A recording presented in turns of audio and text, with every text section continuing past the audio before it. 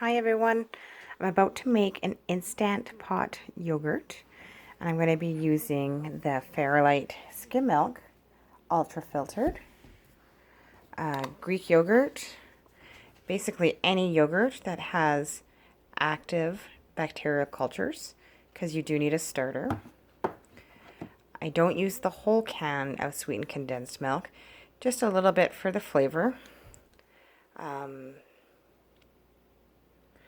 Depending on the amount that I'm making, I use less than half a can.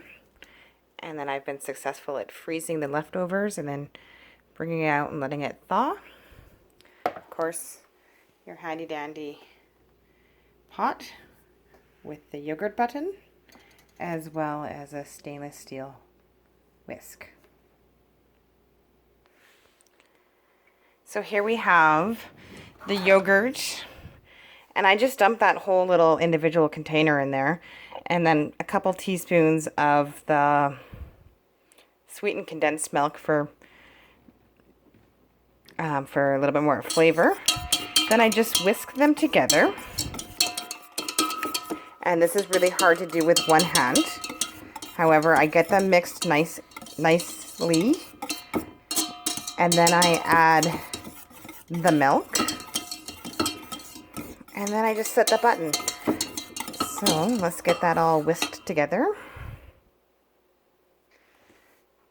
As you can see, it's all nicely blended. Now I'm really loosey-goosey on the measurements. And so far, I haven't had any problems. My yogurt is always set. Now this is only the second time that I'm using the skim milk version. The first time, it turned out so delicious. I did put a little bit too much sweetened condensed milk, so then it really affected the flavor. It was pretty sweet. It was like eating a cheesecake, which is not necessarily a bad thing. So let's just get the milk together with it, and then we will whisk that together, and then set it and forget it.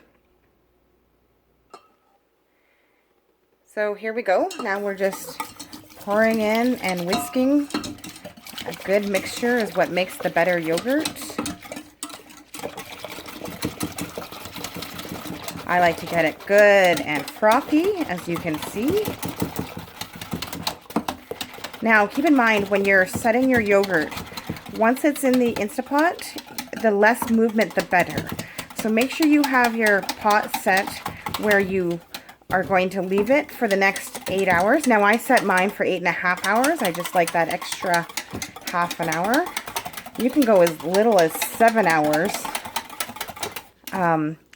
but it's not necessarily, I mean, I guess it depends on your taste for it. Anyways, so we'll just keep mixing it. Now we have the pot set here, so we're good to go with where we want it, and that way the less bumping, the less chance of your yogurt not setting.